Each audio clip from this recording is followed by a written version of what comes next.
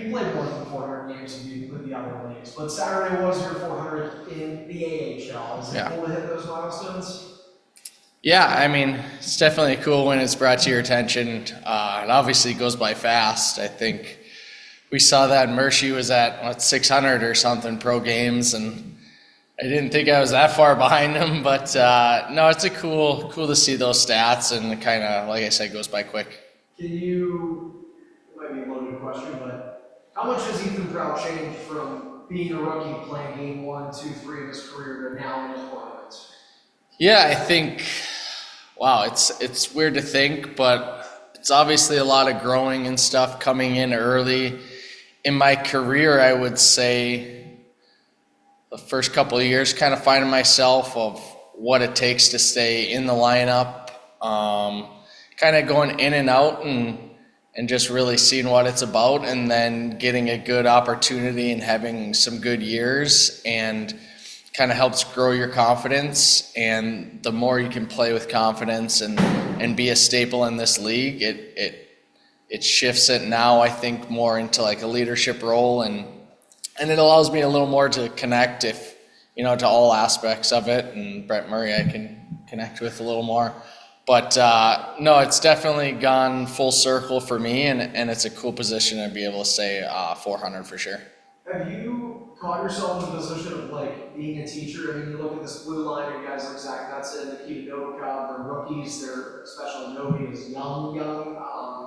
Do you have an opportunity where you feel like you can kind of maybe pass some of those career lessons on to guys like that? Yeah, I think having like kind of younger core at times and different players and different scenarios everybody's in, it's nice to be able to share what you can day in and day out. A lot of it is that we try to, as a leadership group here, is pass on through just like practice habits and stuff that you've picked up along the way that you know works. I mean, those are the things that you come into the league and everybody's a great player coming in, and everybody wants to keep growing and become better and go to the next league. And that's things that we try to help with. And I think for myself, it's being receptive to if people come up and have those questions, and kind of show them day in and day out what it looks like, and try to take it on and what it means to be a pro. Prior to this, I mean, Wilkes-Barre Scranton was where you were known most. But what has this chapter in your career, this Rochester Americans chapter, meant to you? It's super special to me. I think, obviously, like you said, spent 3 years in Wilkes for my good chunk early in my career, and then this is my third year here in Rochester. I think it just holds something special. I think coming back, I wasn't sure. Obviously, nobody knew COVID, all that crazy stuff, and was able to get an opportunity and get my first NHL game here in Buffalo and Rochester. So that holds its own part right there for me. But have a family now, was here in Rochester, and then just coming to the rink, I would say every day, of what we're able to build here, and what Seth and management and those guys are trying to build, and the culture that they're growing here. It makes it fun to come to the rink every day, and easy to just battle with everybody, and just kind of something you're building, and it's contagious. And I think that's what's bringing a lot of guys back too, and they want to stay here, and that's big. When you talk about stuff like that, I mean, it is no secret, guys deal with bruises. You have dealt with injuries. That's out there. This point in your career, what keeps you motivated to persevere through those injuries, or a painful block shot, and get right out there in the next shift and keep battling? Yeah, I think it goes to, like I said, a little of the culture and you just see everybody doing it. So it just becomes a normal almost of, okay, whether it's the little things, it's Kozak eating a puck, or Richie, or anybody blocking a shot, and it becomes contagious. Then you're like, I got to do it. Same idea of, okay, guys are banged up or fighting through injury and playing. You're like, all right, mine isn't as maybe serious as you should take it, but it just means that I think you just want to battle for the guy next to you, and it goes to show the group that we have, and that it's still building to be. Patrick, do you have anything for Ethan Prow? Yeah, just a couple for me. Thanks, Ethan, for doing this. I guess first question is, in this league, with the turnover, it takes a while to really get a sense of what your team is and what you have. But now, you're about 5 weeks from the playoffs. Um, what do you like about this team that you think sets up well, um, should you make the playoffs?